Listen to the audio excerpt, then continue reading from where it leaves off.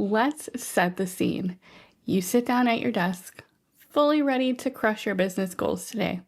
You even made a to-do list last night. This is it. You're about to be productive. And then suddenly you're scrolling Instagram. Then you're checking email. Oh, look, a new Etsy stats update. Better analyze that real quick. And wait, since when did organizing your desktop files feel so important? And before you know it, the day is gone, your to-do list is mocking you, and you're left wondering why it's so darn hard to just start. Sound familiar? Yeah, it's not just you, my entrepreneurial friend.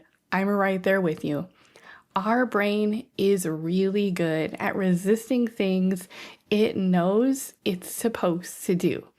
So for today, we're going to hack your brain. Not in a creepy horror film way, but with a little help from what I'm calling the 1, 2, 3 method, which also happens to incorporate the 2-minute rule. A ridiculously simple, science-backed strategy used even by productivity experts like David Allen and James Clear that will help you stop procrastinating and start taking action. Because, let's be real, your online shop isn't going to update itself, and your next bestseller isn't going to design itself either. So let's jump in and get you unstuck. Welcome to Thrive Anyway, the podcast for creative entrepreneurs with big dreams who know that success isn't a straight line. It's a beautifully messy journey. In case we haven't met yet, my name is Manny Dobozensky, a busy Midwest boy mom and recovering perfectionist who turned my creativity into multiple 6-figure handmade and print-on-demand businesses, generating over $1 million in revenue along the way.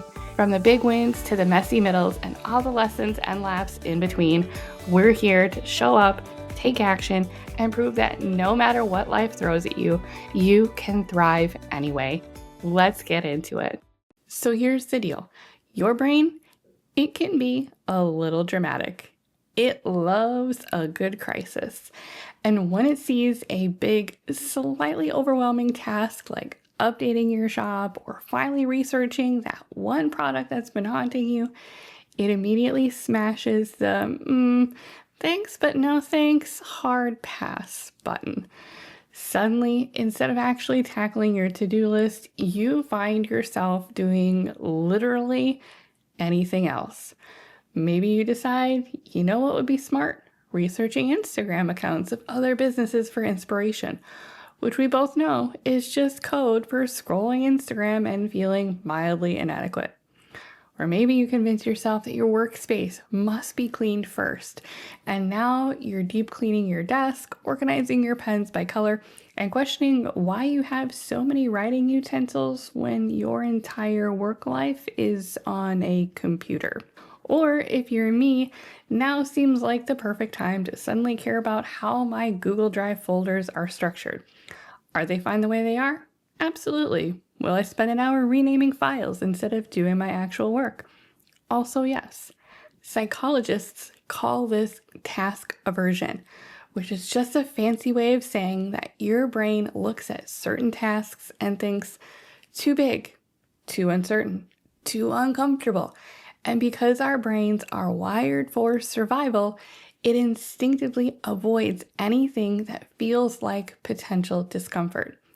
Not actual danger, just perceived discomfort, like the discomfort of not knowing where to start, or the discomfort of facing potential failure, or even just the discomfort of expending effort on something mentally taxing.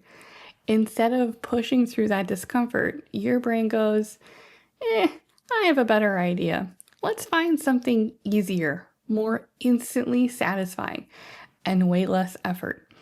And that's where dopamine comes in. You've probably heard dopamine called the feel-good chemical, but really, it's more than that. Dopamine is kind of like the motivation and reward chemical in your brain.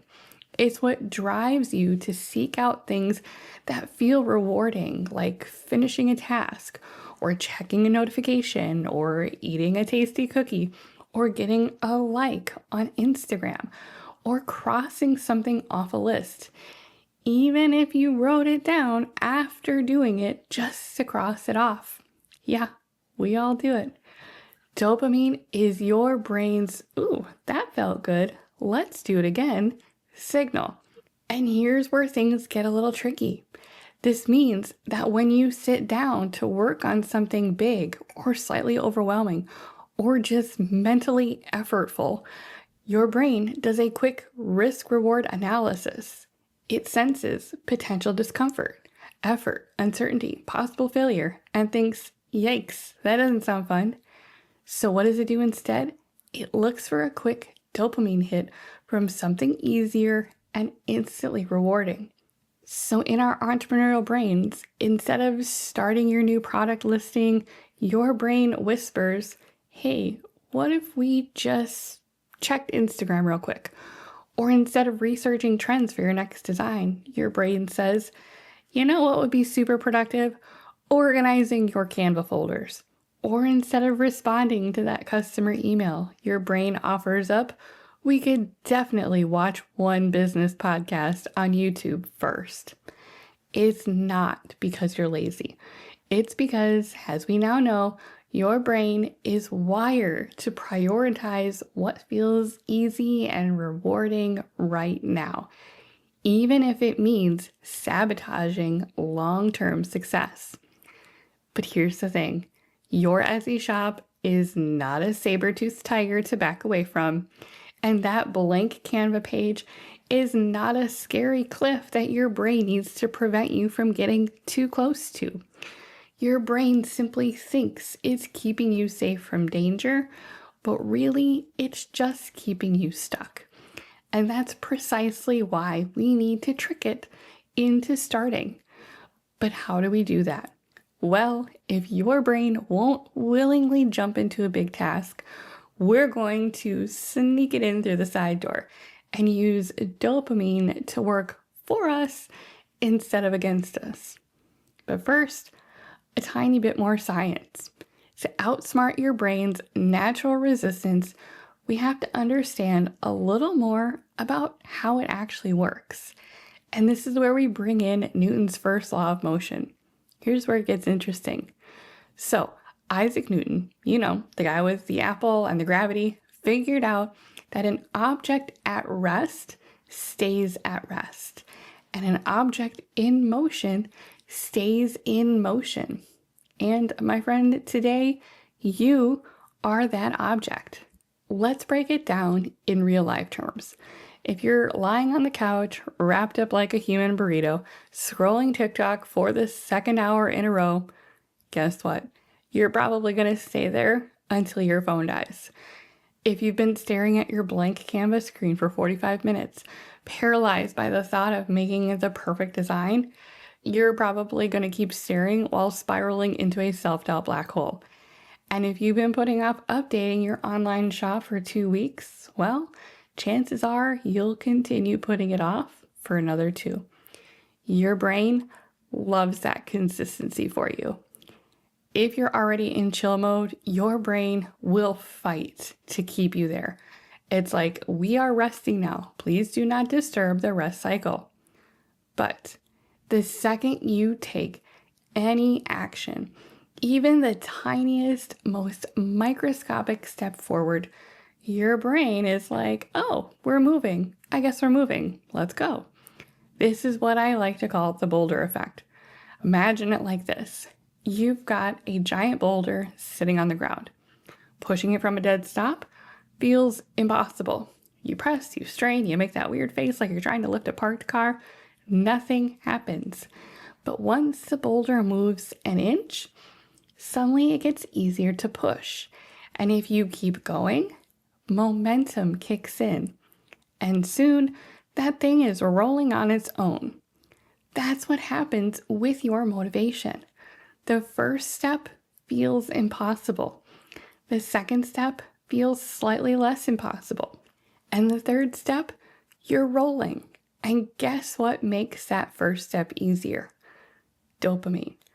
Remember how your brain seeks out quick dopamine hits to avoid tasks that feel overwhelming? Well, Instead of letting dopamine keep you stuck in the procrastination cycle, we can use it to our advantage. Dopamine thrives on small wins. It's triggered by progress, and dopamine is the push that gets that boulder moving. When you stop and think about it in real terms, this is exactly why putting on your workout shoes makes it 10 times more likely you'll actually exercise. Or putting one dish in the dishwasher makes it easier and more likely that you'll finish the whole load. Or why starting one product design somehow leads to finishing 3. Because once you start, that tiny hit of dopamine tells your brain, hey, this is good, let's keep going. And just like that, momentum takes over. So if motivation has been feeling a little hard to come by, it's not because you're lazy or incapable. You just haven't given your brain that first easy win to get the boulder moving. Remember, your brain loves comfort and hates perceived effort. It doesn't care if you have dreams of running a thriving Etsy shop or building a life-changing business. It just wants to avoid anything that feels even remotely hard. For any of you parents out there, think of your brain like a toddler who doesn't want to put on their shoes. If you say, time to put on your shoes, they will resist with the strength of a tiny 1,000 warriors. But if you say, let's just put one sock on, suddenly you're halfway there before they even realize it. This is why we need to outsmart our own brains. And the secret to doing that, the 2-minute rule. This is where the dopamine-powered, momentum-building, productivity ninja move comes in. The 2-minute rule happens in 2 stages. The first stage is all about tackling the tiny little nagging tasks on your to-do list first. The kind that pile up like a bunch of unopened emails until suddenly they feel monstrous. So here's the deal. If something takes less than 2 minutes to do it immediately. No overthinking, no hesitation. Maybe you've got that email you've been meaning to respond to. Just send it.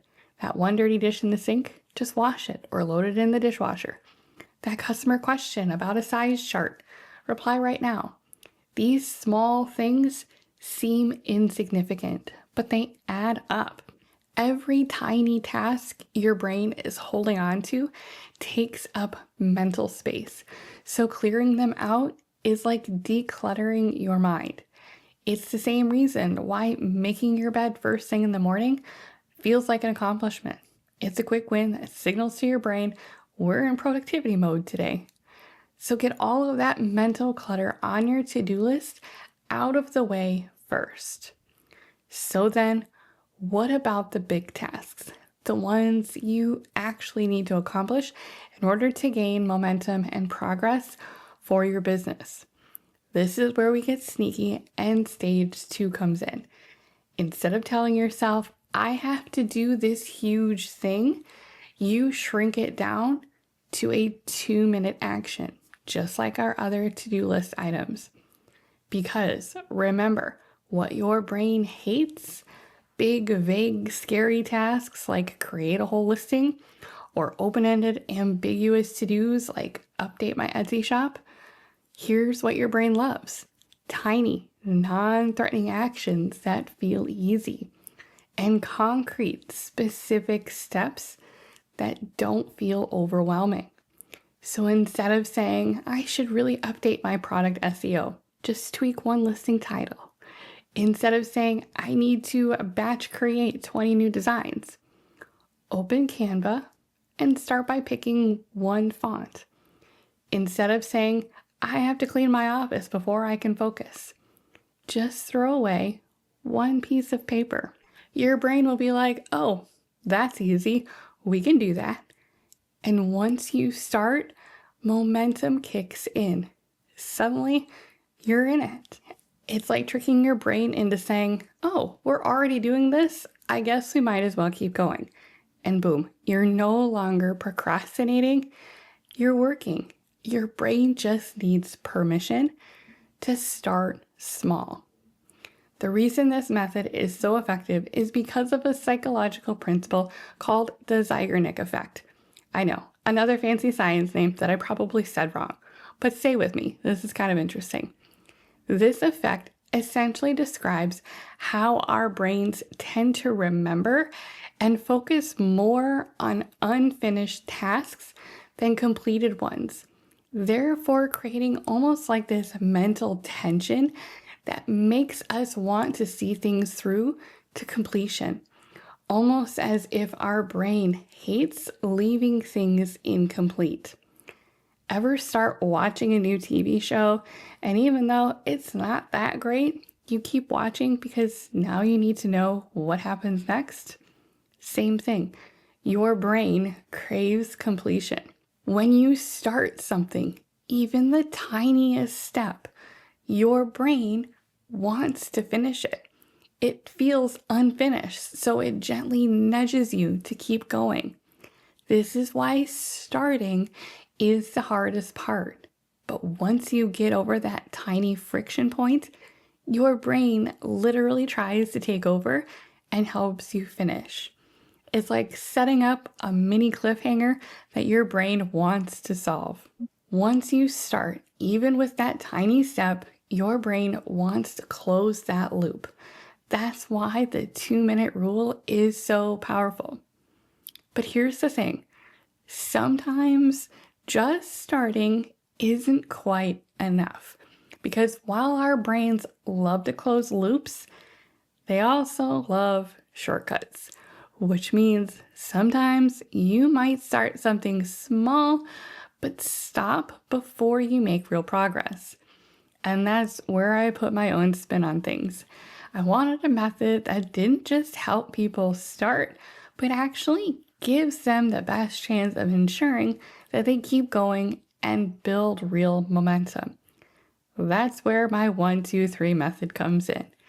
Instead of stopping after one tiny step, this method helps you keep going without forcing motivation. Here's how it works. Step 1, you're going to pick one area of focus. Not 5 things, not a never-ending, stress-inducing to-do list that makes you want to lie down and take a nap. Just one thing that will move you forward today. The reason we stay stuck in procrastination isn't because we don't want to get things done. It's because we feel paralyzed by too many options.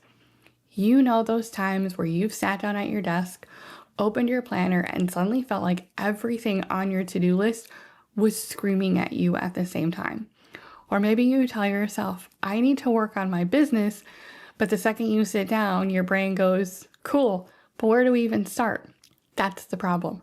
Vague goals create resistance.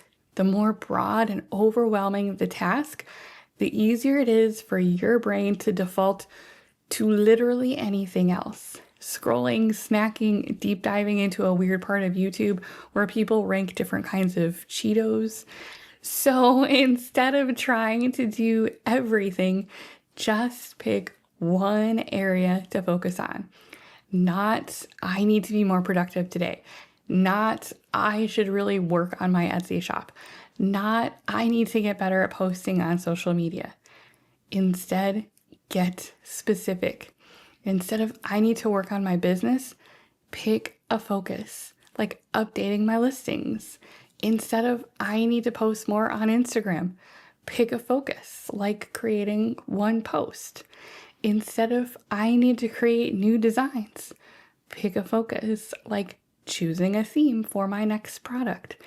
Instead of, I need to clean up my office, pick a focus, like organizing your desk. And instead of, I need to send emails, pick a focus, like replying to just one person. This can apply to things outside of business too. Instead of, I need to clean my house, pick a focus, like cleaning the kitchen. Here's the magic.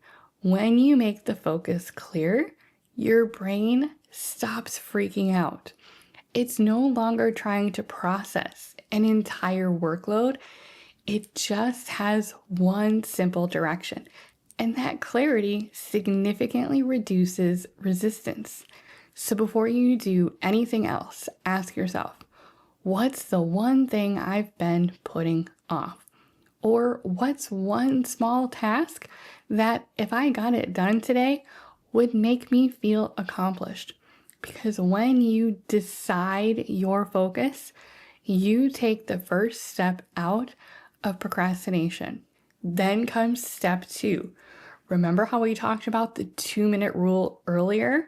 Here's where it makes its grand re-entrance, because this is the part where your brain might start looking for an escape route. Even though you've picked one area of focus, your brain is still like, yeah, I still don't want to do that.